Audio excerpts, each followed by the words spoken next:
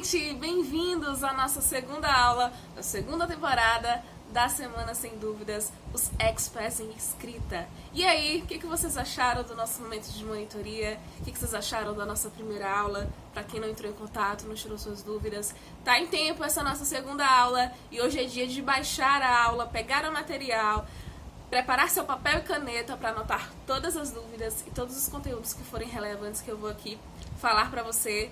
Acabou a aula, vem para o privado, vem tirar suas dúvidas comigo. Hoje nós vamos falar sobre desenvolvimento, tanto do texto dissertativo argumentativo voltado para o Enem, tá? Para a banca Enem, tanto para o artigo científico quanto para o de marketing de conteúdo, para você fazer suas vendas aí nas redes sociais e alavancar o seu negócio. Vamos lá então, pegou o PDF? Já está aberto? O material já está aí para você visualizar, tá? Então bora lá. Se não tiver, dá pausa no vídeo, corre para pegar seu material, aproveita, pega também sua garrafinha de água. A aula é curta, mas é importante a gente se manter sempre hidratado. E nesses momentos que a gente para prestar atenção em alguma coisa, tem uma garrafinha de água do lado, é perfeito, porque a gente olha pra ela e fica ali, eu quero fazer alguma coisa, vou beber água. Faça isso, tá bom? Você só tá fazendo bem a você mesmo. Nutrindo o corpo e a mente. Olha só que maravilha. Gente, vamos lá. Aula 2. Qual é o título da nossa aula 2, Pro? O que preciso escrever na introdução. Eu falei desenvolvimento no início, né? Eu já tô querendo botar o carro na frente dos bois, né? Não é desenvolvimento, gente, é introdução. Vamos ver então como é que eu faço para introduzir um texto dissertativo argumentativo. Mas primeiro, a compreensão de que todo texto parte de uma contextualização. Essa expressão todo texto, gente, é para vocês entenderem, que vai estar nos outros materiais também, vocês vão ver essa repetição, que é para vocês entenderem que existem características que fazem parte realmente de todo tipo textual. A estrutura, o conteúdo, o contexto, a intenção do autor, ele vai se alterando. Mas existem partes que são realmente pertinentes para qualquer tipo de texto. A introdução é uma delas, porque para você começar a contar uma história, até mesmo quando é uma coisa mais oralizada, né, você precisa falar para o seu interlocutor como que essa situação surgiu. Então você quer contar que você descobriu que fulano tá grávido. Você vai chegar e falar assim, olha, fulano já, pra pessoa, né, conta a história, olha, fulano já tá grávido. A maioria das pessoas faz essa contextualização, tem gente que contextualiza até demais, né? Olha, eu tava no mercado, encontrei ciclano. Porque se você falar somente fulano tá grávida, a outra pessoa vai perguntar, como é que você soube disso? Quem foi que te falou? Para saber se a informação é confiável ou não.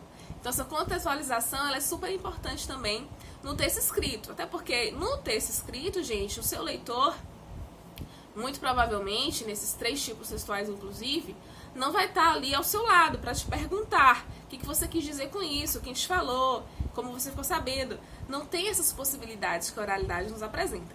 Então o texto escrito ele precisa ser o mais claro, o mais objetivo, o mais informativo possível, para que o leitor saia da leitura desse texto satisfeito, tá bom? Então vamos lá.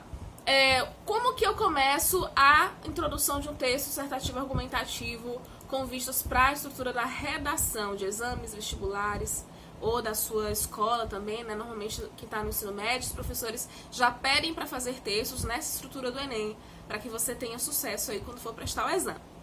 Então aqui, gente, eu já coloquei um esquemazinho, que é um esquema que eu utilizo com os meus alunos, inclusive, para exercitar a estrutura, porque a gente precisa internalizar. E toda internalização é um processo que demanda tempo e treino. Então a gente trabalha com essa estrutura aqui para aprendermos as partes da introdução do texto. Você tem o seu tema e a partir do tema você estabelece a sua tese. A tese, gente, é a ideia que vai ser desenvolvida ao longo do texto. Então, o modo como eu vou contextualizar a redação parte da tese. Os argumentos que eu vou escrever no desenvolvimento 1, no desenvolvimento 2, servem para comprovar essa tese. Então, ela é a raiz, ela é o cerne, é o norte de toda a produção textual. Muito importante, então, você ter em mente a tese que você vai utilizar. Depois que você tiver definido essa tese, a partir do tema, é hora de escolher um modo de contextualização. E aí eu vou dar umas dicas para você que não está no material, presta atenção agora. Você pode contextualizar com a Constituição, que é um documento que fala sobre saúde, educação, segurança. Você pode contextualizar com um filme que represente aquela ideia, que traga em sua discussão a temática que você vai trabalhar. Pode fazer também uma conceituação, você pode pegar a palavra e conceituar, por exemplo, privatização. A privatização é isso, isso e isso. Também é um modo de contextualização. E depois disso tudo, você vem e coloca a sua tese. Vou dar um exemplo, continuando com essa temática da privatização, que está tão em alta por causa do governo Bolsonaro. Você quer colocar que a privatização tem pontos positivos e negativos. Por que você quer colocar? Porque você lê os textos motivadores. E nos textos motivadores tinha tanta informação positiva quanto negativa. Quando a gente analisa os textos motivadores, a gente sabe o que a banca está esperando da gente. Pega essa outra dica. As pessoas às vezes ficam confusas em relação a isso, porque elas não analisam os textos motivadores direito e ficam sem saber o que deve abordar dentro daquela temática. O texto motivador tá aí também para isso, gente, para falar, olha, na sua redação você deve apresentar tal e tal coisa. Então faça uso desses textos motivadores nesse sentido, para orientar o seu recorte dentro desse tema. Então tá lá nos textos motivadores, pontos positivos e negativos da privatização. Então você já sabe que a sua tese precisa englobar isso, né? Que há tantas coisas positivas quanto negativas. E o esquema argumentativo tá na cara que vai ser o quê? Falem pra mim, falem daí. Pontos positivos e pontos negativos. Por quê, gente? Existem 3 possibilidades de esquemas argumentativos. E isso você pode aí aproveitar, inclusive, para outros textos dissertativos. Eu posso utilizar com o esquema de causa e consequência, que é o Coringa, que se adapta à maioria. Pontos positivos e negativos. E aí você vai olhar bastante para os textos motivadores para perceber qual é o melhor esquema. E o ponto de passado e presente. Passado e presente, gente, é um ponto pra galera que curte muito história. Porque você precisa conhecer como era antes para comparar como está sendo agora. Então é um esquema que pouca gente usa e você deve usar realmente se você tiver conteúdo e embasamento para escrever. Se a gente for falar, por exemplo, de questões da vacina, esse é um tema ótimo, porque a gente pode falar da revolta da vacina, a gente pode falar como que as pessoas eram resistentes para comparar a resistência de hoje, que está mais direcionada, por exemplo, às fake news, tá? Já pulando para um outro tema, certinho? Então você vai fazer essa estrutura na sua introdução, é o planejamento, faça sempre o planejamento do seu texto dissertativo, argumentativo, vocês vão ver nas próximas aulas que eu vou disponibilizar esse mesmo esquema aqui para o desenvolvimento e para a conclusão. E aí você já vai ter prontinho para treinar na sua casa como que é o planejamento para a estrutura do texto dissertativo e argumentativo. Olha só que apresentão, gostou, né? Qualquer dúvida, vem na monitoria, vem comigo no privado para perguntar. Artigo científico. Artigo científico, gente, também parte dessa estrutura com a introdução, inclusive é um tópico que aparece lá depois do resumo das palavras-chave, vem a introdução, e na introdução do artigo científico eu preciso abordar mais coisas. Normalmente a introdução de um artigo é uma lauda, a depender, é claro, do seu trabalho. Se for um TCC ou uma dissertação, tem mais laudas, né? Pode ter até 3 laudas. Então o número aqui muda bastante. No parágrafo de introdução do desenvolvimento argumentativo, ó. No parágrafo de introdução do texto dissertativo argumentativo, acertei. É um parágrafo só. Você tem que escrever toda aquela estrutura em um parágrafo só. E pequeno, tá bom? Não vamos fazer um parágrafo com mais 5 linhas. Um parágrafo pequeno. No texto de artigo científico, eu tenho aí vários parágrafos e até mesmo mais de uma lauda. Por que tem que ter mais coisa? E o que tem que ter na introdução, então, tal? Olha só. Deve constar a apresentação do trabalho do problema que norteia o seu trabalho. Então, você vai falar a motivação que você teve, né? O presente pesquisa, o presente artigo, visa abordar tal e tal aspecto da sociedade brasileira. E aí você vai falar também da aplicação da pesquisa, como sua origem, contexto, como que surgiu a motivação para estudar isso, em que âmbito é que você pretende aplicar esse estudo, se é no âmbito escolar, se é na Polícia Militar da Bahia, se é no escritório de advocacia ou no escritório de contabilidade. Então há toda essa colocação de onde que a pesquisa vai partir, tá bom? Qual a sua motivação para fazer a pesquisa, o problema que vai abordar e o contexto também no qual vai se desenvolver esse estudo. Apresentação dos capítulos e principais referências. Aí você fala assim, nossa, eu vou fazer a introdução falando do capítulo, mas a introdução na primeira parte do texto? Sim, a introdução é a primeira parte do texto, mas isso não quer dizer que você tem que escrever ela primeiro.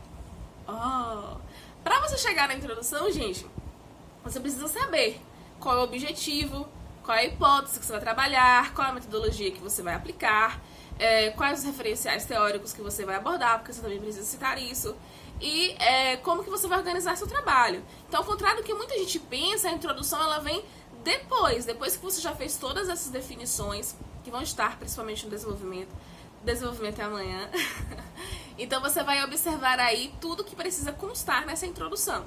Então você pode deixar lá o tópico 1, a introdução, o que você pode fazer logo de cara, o que te motivou a fazer a pesquisa, né? De onde surgiu esse problema. E as outras partes você vai desenvolver quando você tiver concluído mesmo o trabalho. Então a introdução é algo para ser feito posteriormente. Então, trata-se de uma reflexão acerca da pesquisa que será apresentada, sendo constituída por mais de um parágrafo. O importante é contemplar todos os aspectos necessários, que são esses que eu acabei de falar, que aparecem aqui no banner que eu coloquei para vocês. Lá no meu Instagram tem várias dicas de escrita acadêmica, e esse é um dos posts, tá, que eu faço, para você poder acompanhar e ficar ligado e pegar mais dicas. Ao contrário da dissertação argumentativa, é aconselhável fazer a introdução de um trabalho científico somente após o concluir. Por que é ao contrário? Na dissertação argumentativa, a introdução ela é a base, porque lá tem tese e seu esquema argumentativo. Então você vai nortear os seus argumentos a partir do que eles estão. No trabalho científico, não. Eu vou fazer como se fosse uma síntese de tudo que vai estar sendo apresentado ao longo do estudo.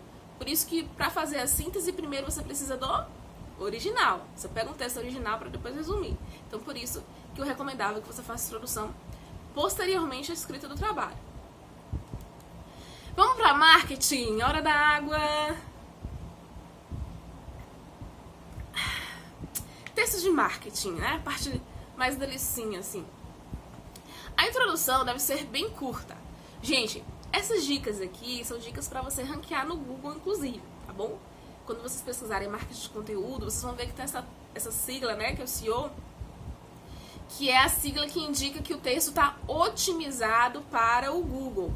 O que isso quer dizer? Que quando você botar lá na busca, os textos que vão aparecer primeiro são os que seguem esses padrões. Daí a importância da gente escrever desse modo, tá? Que está sendo descrito aqui.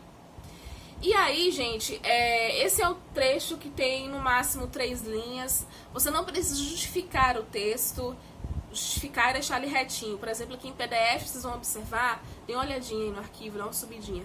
Vocês vão observar que todas as linhas, elas estão emparelhadas, né?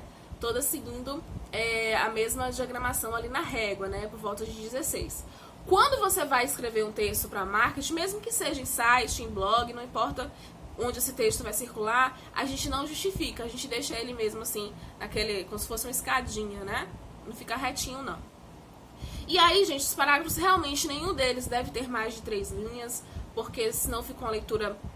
quando você vê um parágrafo assim, muitas linhas amontoadas, dá essa sensação de coisa longa, de coisa cansativa. Então a gente faz mesmo linhas mais curtas e mais atrativas. Nesse trecho é preciso mostrar para o leitor que ele está precisando daquilo que você tem para oferecer. Esse é um momento que a gente também poderia chamar de topo de funil, porque você está escrevendo para um nicho variado, né? Para vários tipos de leitores, para vários tipos de compradores e consumidores. Então é uma ideia mais geral, você vai falar mais geral de um assunto que, digamos assim, interessa a maioria das pessoas. Então você pode estar falando, por exemplo, sobre iluminação, a importância da iluminação para tirar uma foto, a importância da iluminação para gravar um vídeo, como que a iluminação ajuda a captar melhor a imagem da webcam, por exemplo. Então você está aí fazendo um construto, envolvendo a pessoa na importância daquele produto que você quer vender. Você quer vender a lâmpada, né? E aí você faz, então, toda essa contextualização da importância da iluminação, como que é importante você ter uma luz de qualidade, para melhorar a qualidade da foto, Você faz toda essa colocação, né? E o ideal é a gente começar sempre com uma pergunta, porque a pergunta leva a pessoa a fazer essa reflexão e fazer essas concatenações de ideias, mesmo que de um modo inconsciente. Então, fazer uma pergunta é bem interessante. Para tanto, é indispensável conhecer a sua persona. Quem é persona? É a pessoa, gente, que você quer atingir, é o seu público-alvo. E aí você vai fazer uma pesquisa, se o seu produto é mais voltado para adolescentes, para idosos, para meia-idade, se é um produto voltado mais para pessoas que vão utilizar isso no seu trabalho ou no seu dia a dia. E daí você vai escolher também o tipo de linguagem que vai utilizar. Se você ainda não conhece a sua persona, essa é uma dica extratextual. Faça uma pesquisa, procure conhecer quem é o seu público-alvo para você poder escrever da melhor maneira possível, mais atrativa e atingir seu objetivo, que é vender. Atenção! É um parágrafo de contextualização. Logo não fale diretamente do seu produto ainda. Isso deve ser feito no desenvolvimento. Então, se eu quero vender a lâmpada 7.000, exemplo, tá? Do modelo da lâmpada. O modelo da lâmpada é 7.000. Ao invés de você ficar falando das qualidades da lâmpada, a lâmpada 7.000 vai te ajudar nisso, você vai falar da importância da iluminação. Você, por exemplo, você já percebeu a diferença que faz tirar a foto na luz do sol ou numa luz artificial, né? E aí você vai começar a fazer a construção, mostrando que a luz artificial ela pode ser também bacana, tarará, tarará. Pra no final, quando chegar lá no desenvolvimento, você começar a falar do seu produto. E no finalzinho, fazer aí a chamada, que eu dou spoiler, não pode? É na quarta aula ainda, né? De conclusão. Vamos esperar um pouquinho? Já tô animada, já tô empolgada, quero falar mais. Vou falar mais sim com você na monitoria. Cerrou a aula? Ficou com dúvida? Quer saber para além do que eu falei? Quer saber para além do material? Me pergunta. Essa semana, sem dúvidas, eu tô aqui para te atender. Para que você saia realmente da semana sem dúvidas nenhuma, tá bom? Então, encerrou a aula, vim pra mentoria. Amanhã de manhã tem novo post, nova aula. E aí já é a mentoria da aula 3, a aula 2 ficou, tá bom? E baixa a aula, assiste de novo se precisar, deixa guardadinho pra você revisar, pra tirar todas as dúvidas comigo. Eu tô te esperando, sempre tô te esperando, né? Você não vai me deixar me esperando aqui no privado sozinha, online, aguardando alguém me chamar. Não pode, né? Não faz isso com a professora. Vem comigo, gente. Eu tô esperando vocês. Essa foi a nossa segunda aula. Muito obrigada pra você que assistiu e acompanhou. E vem tirar suas dúvidas comigo. Até a próxima.